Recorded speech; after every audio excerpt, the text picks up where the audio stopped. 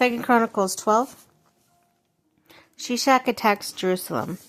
After Rehoboam's position as king was established and he had become strong, and Israel with him abandoned the law of the Lord, because they had been unfaithful to the Lord, Shishak, king of Egypt, attacked Jerusalem in the 5th year of the king of Rehoboam, with 1,200 chariots and 6,000 horsemen and innumerable troops of Libyans, Sukkites, and Cushites that came with him from Egypt. He captured and fortified the cities of Judah and came as far as Jerusalem. Then the prophet Shemaiah came to Rehoboam and to the leaders of Judah who had assembled in Jerusalem for the fear of Shishak, and he said to them, "This is what the Lord says." Hey, kitty. Okay, this is what the Lord said to them. Said, "You have abandoned me, therefore I now abandon you at Shishak." The leaders of Israel and the king humbled themselves and said, "The Lord is just." When the Lord saw that they humbled themselves, this word of the Lord came to Shemaiah. "Since they have humbled themselves, I will not destroy them, but I will soon give them deliverance. My wrath will not be poured out on Jerusalem through Shishak.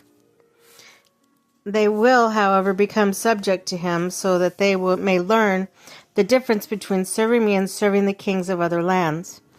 When Shishak, king of Egypt, attacked Jerusalem, he carried off the treasures of the temple of the Lord and the treasures of the royal palace. He took everything, including the gold shields Solomon had made.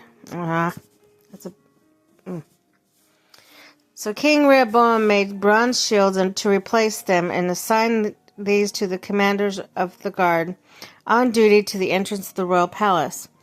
Whenever the king went to the Lord's temple, the guards went with him, bearing the shields, and afterwards they returned them to the guard room. Because Rehoboam humbled himself, the Lord's anger turned from him, and he was not totally destroyed. Indeed, there was some good in Judah. King Rehoboam established himself firmly in Jerusalem and continued as king. He was 41 years old when he became king, and he reigned 70 years in Jerusalem. The city of the Lord had chosen out of the tribes of Israel in which to put his name. His mother's name was Naamah. She was an Ammonite. He did evil because he did not set his heart on seeking the Lord. As for the events of Rehoboam's reign, from the beginning to end, they were not written in the record. Are they not written in the records of Shemaiah the prophet and of Iddo the seer that deal with genealogies? There was a continual warfare between Rehoboam and Jeroboam. Rehoboam rested with his ancestors and was buried in the city of David, and Abijah his son succeeded him as king.